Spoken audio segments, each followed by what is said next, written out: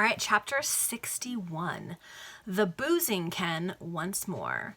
You'll remember the Boozing Ken is like a pub they've gone to before. Kind of a lower, seedier kind of place. Morning dawned upon the great metropolis. The landlord and landlady of the Boozing Ken on Saffron Hill were busily employed, as we have seen them upon a former occasion, in dispensing glasses of all sorts to their numerous customers. The bar was surrounded by everything the most revolting, the most hideous, and the most repulsive in human shape. "Well, Joe," said the landlord to a man dressed like a butcher and whose clothes emitted a greasy and carry-on-like smell, "what news down at Cowcross?" "Nothing particular," said the man, who followed the pleasant and agreeable calling of a journeyman knacker. "We've been precious full of work lately, and that's all I knows or cares about. 79 horses I see knocked down yesterday, and out of them, 53 was so awful diseased and glandered when they was brought in that we was obliged to kill 'em and cut 'em up with masks and gloves on. It was but 3 weeks ago that we lost our best man, Ben Biddle. He recollects Ben Biddle." "I knowed him well," said the landlord. "He took his mourning here regular for 16 years and never owed a penny." "But do you know how he died?" demanded the knacker, staring the landlord significantly in the face.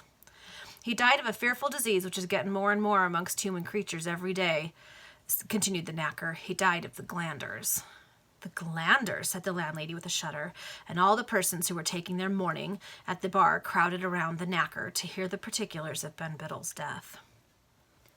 "You see," resumed the knacker, now putting on a very solemn and important air, "there is more diseased horses sold in Smithfield Market than sound ones. The art of doctoring a dying horse so that he looks as lively and sound as possible to any one which ain't very knowing in them matters is come to such a pitch that I'm blowed if the wisest ain't taken in at times. We have horses come into our yard that was bought the same morning in Smithfield and seemed slap-up animals, but in a few hours the effects of the stimulants given to 'em goes off, the plugs fall out of their noses, and there they are at the point of death. Why, if a horse has got 4 white feet, they'll paint 3 or perhaps all of 'em black, and that part of the deception isn't never found out till they're flayed in our yard."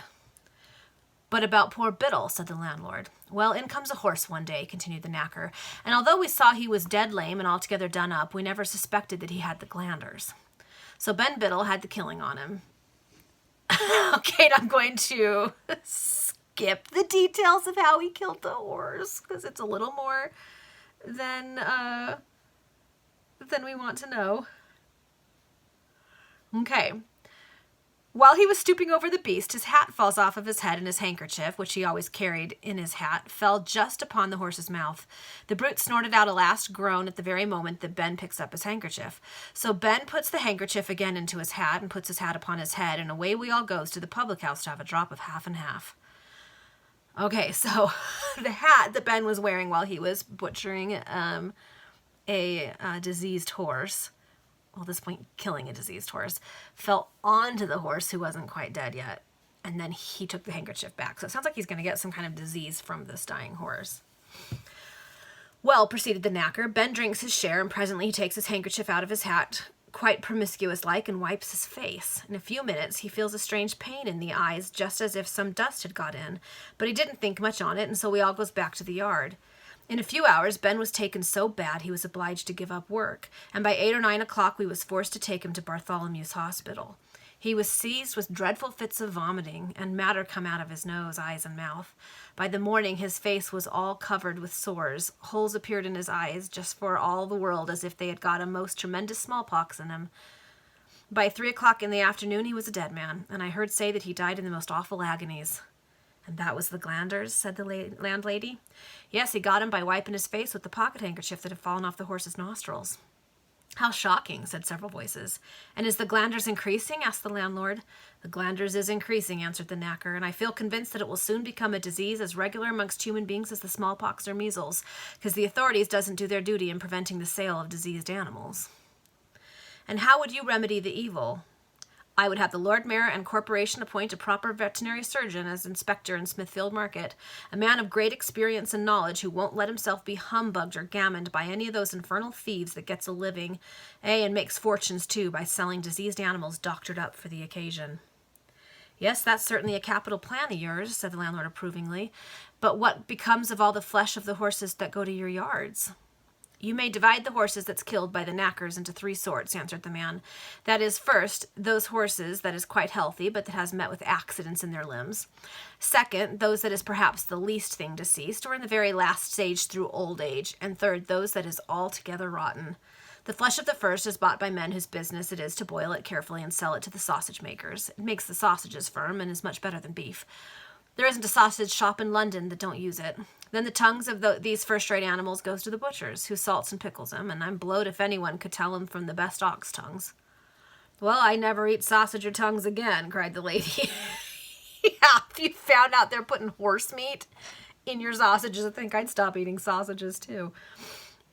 Oh, nonsense, it's all fancy, exclaimed the knacker. Half the tongues that is sold for ox tongues is horses' tongues, and a knowing hand may always tell 'em, 'cause they're rather longer and thinner. For my part, I like 'em just as well, every bit.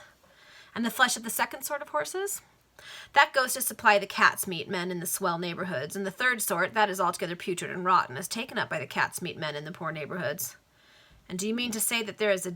Oh, that's taken up by the cat's meat men in the poor neighborhoods, as opposed to the wealthy neighborhoods where the not diseased horses go. And do you mean to say that there is a difference even in cat's meat between the rich and the poor customers? Demanded the landlord. Do I mean to say so? Repeated the knacker in a tone which showed that he was surprised at the question being asked. Why, of course I do. The poor may be poisoned, and very often is too, for what the rich cares a fig.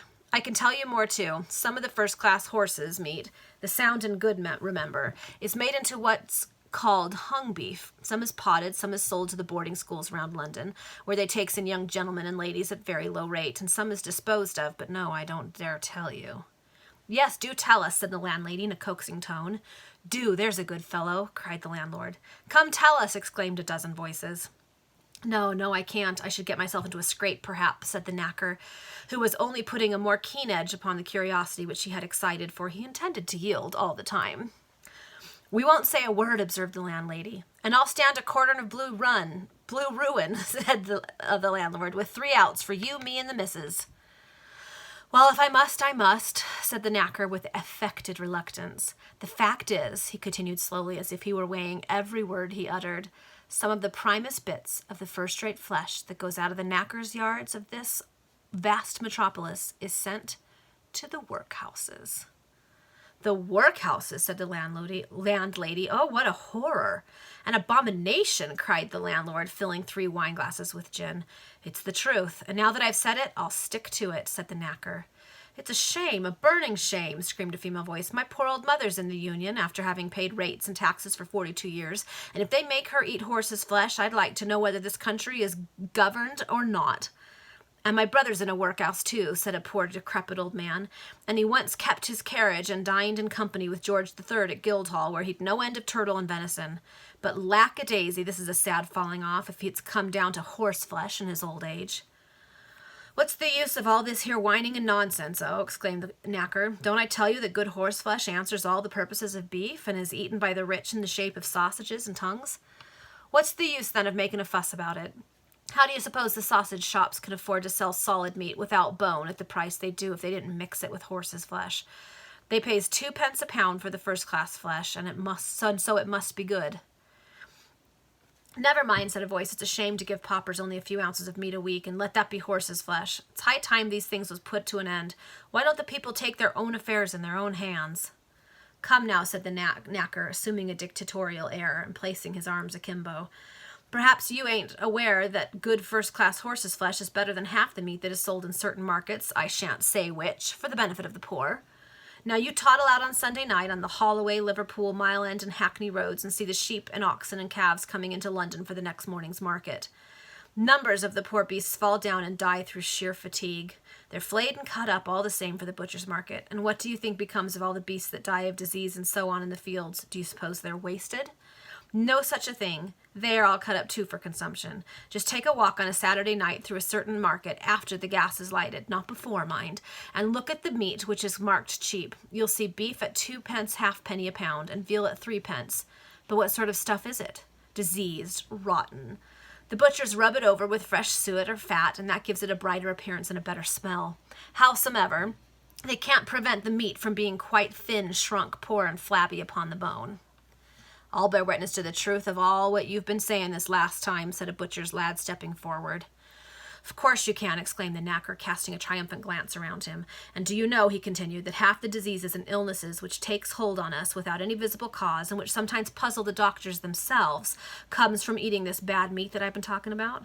Now tell me, ain't a bit out of a good healthy horse that was killed in a regular way with the blood flowing better than a joint off an old cow that dropped down dead of the yellows in a field during the night and wasn't found till the morning? With these words, the knacker took his departure, leaving his hearers disgusted, indignant, and astonished at what they had heard. As the clock struck 9, the resurrection man and the cracksman entered the boozing ken. They repaired straight into the parlor and seemed disappointed at not finding there someone whom they evidently expected. He ain't come yet, the young spark, said the cracksman, and yet he had plenty of time to go home and get a change of linen and the like. Maybe he has turned into bed and has a good snooze, observed the resurrection man. He is not so accustomed to remain up all night as we are. I think his head is regular turned with what he has seen in that great crib yonder. He seems to give such exceeding vague answers to the questions we put to him as we walked through the park this morning. I've heard say that the conversation of great people is very gammoning, and that they can't always understand each other. So if young Halford has been listening to their fine talk, it's no wonder he's got cranky. Humbug, said the resurrection man sulkily. Let's have some egg flip and we'll wait for him. If he comes, he shall give us all the information we want. If he doesn't, we will lay wait for him, carry him off to the crib, and let the mummy take care of him till he chooses to speak. Remember, the mummy is the one who helps the resurrection man kill and sell bodies. Yay! Nice gal. Yes, that'll be the best plan, said the cracksman. But don't you think it a very likely thing he wants to have the whole business to himself? That's just what I do think, answered the resurrection man. He'll find himself mistaken, though, I rather fancy. So do I, echoed the cracksman, but let's have this egg flip. With these words, he ordered the beverage, and in due time a quart pot filled with the inviting compound with a foaming head, and exhaling a strong odor of spices, was brought in by a paralytic waiter, who had succeeded the slipshod girl mentioned on a former occasion. Good stuff, this, said the cracksman, smacking his lips. I wonder whether poor Buffer has got anything half so good this morning. What's today? Oh, Friday, mused the resurrection man as he sipped his quantum of flip from a tumbler with a relish equal to that evinced by his companion. Let's see, what's the fare today in Clerkenwell Prison? Don't you recollect all that? Cried the cracksman, taking a piece of chalk from his pocket. He wrote the dietary table of Clerkenwell New Prison upon the wall. That's a nice allowance for a strong, healthy fellow, exclaimed the resurrection man contemptuously. 1 month upon that will make his flesh as soft and flabby as possible. It's a shame, by heavens, to kill human beings by inches in that way. What a precious fool the Buffer has made of himself, said the cracksman after a pause. The Buffer, said the paralytic waiter, who had been affecting to dust a table as an excuse to linger in the room, with the chance of obtaining an invitation to partake of the flip. Is anything wrong with the Buffer? Safe in lavender, answered the cracksman woolly, and 10 to 1 he'll swing for it. My eyes, I'm very sorry to hear that, cried the waiter. He was a capital fellow, and never took the change when he gave me a joey, which the author's telling us is 4-penny pieces, to pay for his 3-penny worth of rum of a morning. Well, he's done it brown at last, at all events, continued the cracksman. What has he done? Asked the waiter. Why, what he isn't likely to have a chance of doing again, answered the cracksman. I suppose you know that he married Moll Flarer, the sister of him as was killed by Bill Bolter at the old house in Chick Lane 3 years ago. Well, he had a child by Moll, and a very pretty little creature it was. Even a fellow like me that can't be supposed to have much feeling for that kind of thing used to love to play with that little child. It was a girl, and I never did see such sweet blue eyes and soft flaxy hair. The moment she was born, off goes the Buffer and subscribes to 6 burying clubs. The secretaries and treasurers was all exceedingly glad to see him, took his tin and put down his name. This was about 2 years ago. He kept up all his payments regular, and he was also precious regular in keeping up such a system of ill treatment that the poor little thing seemed sinking under it. Now, as I said before, I'm not the most remarkablest man in London for feeling, but I'm blowed if I could have cried sometime to see the way in which Buffer and Moll would use that child. Okay, so I skipped a little section here because the cracksman... That's who's telling this part of the story, right? Yeah. Gives us a lot of details about how the Buffer and Moll were abusing this child until eventually the child died. And we don't need all of those details. So just suffice it to say, horrible, horrible things that happened. And it mentions burying clubs. It's kind of like life insurance. So that's going to play a role in what's coming next. Yesterday, the buffer goes round to all the burying clubs and gives notice of the death of the child, but somehow or another the thing got wind. One of the secretaries of a club takes the surgeon along with him to the buffer's lodgings, and all's blown. Well, I never heard of such a rig as that before, exclaimed the waiter. As for the rig, observed the cracksman coolly, that is common enough. Ever since the burial societies and funeral clubs came into existence, nothing has been more common than these child murders. A man in full work can very well afford to pay a few halfpence a week to each club that he subscribes to, even supposing he puts his name down to a dozen. Then those that don't kill their children right out do it by means of exposure, neglect, and all kinds of horrible treatment, and so it is easy enough for a man to get 40 or 50 pounds in this way at a sweep. So it is, said the waiter. Burial clubs afford a regular premium upon the murder of young children. Oh, London is a wonderful place. Everything of that kind is invented and got up first in London. I really do think that London beats all other cities in the world for matters of that sort. Look, for instance, what a blessed thing it is that the authorities seldom or never attempt to alter what they call the low neighborhoods. Why, it's the low neighborhoods that make such gentlemen as you two, and affords you the means of concealment and existence and occupation and everything else. Supposing there was no boozing kens and powder cribs like this, how would such gentlemen as you two get on? Ah, London is a fine place, a very fine place, and I hope it shall never live to see the day when it will be spoilt by improvement. Come, there's a good deal of reason in all that, exclaimed the Resurrection Man. Here, my good fellow, he added, turning to the waiter, drink this tumbler of egg hot for your fine speech.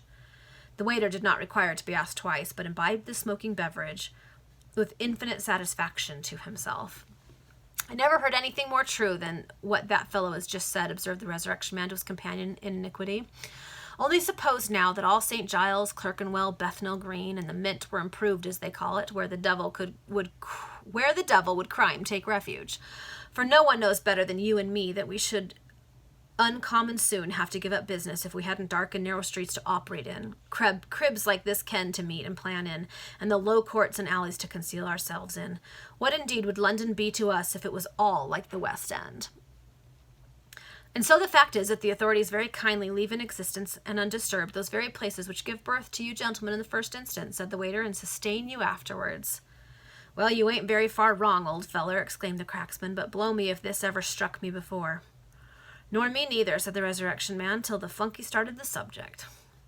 Ah, there's a many things that has struck me since I've been in the waiter line and flash houses of this kind, observed the paralytic attendant, shaking his head solemnly.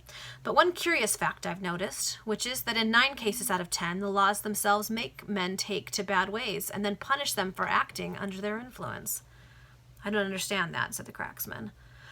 I do, though, exclaimed the Resurrection Man, and I mean to say that the flunky is quite right. We ain't born bad. Something then must have made us bad. If I had been in the Duke of Wellington's place, I should be an honorable and upright man like him, and if he had been in my place, he would be what I am. Of course he would, echoed the waiter. Now I understand, cried the cracksman. I'll tell you what we'll do, said the Resurrection Man after a few moments' reflection. This devil of a Holford doesn't appear to hurry himself, and the rain has just begun to fall in torrents. So we'll have another quart of flip, and the flunky shall sit down with us and enjoy it, and I will just tell you the history of my own life by way of passing away the time. Perhaps you may find, added the Resurrection Man, that it helps to bear out the flunky's remark, that in 9 cases out of 10, the laws themselves make us take to bad ways and then punish us for acting under their influence. So we're about to get his life story. Basically what he's saying is when people are born to poverty and they're born in these corners of London, that the authorities are making no effort to appease the weight of poverty and crime. It sets them on a path where poverty and crime seems their only option. So it's being born without a chance, really.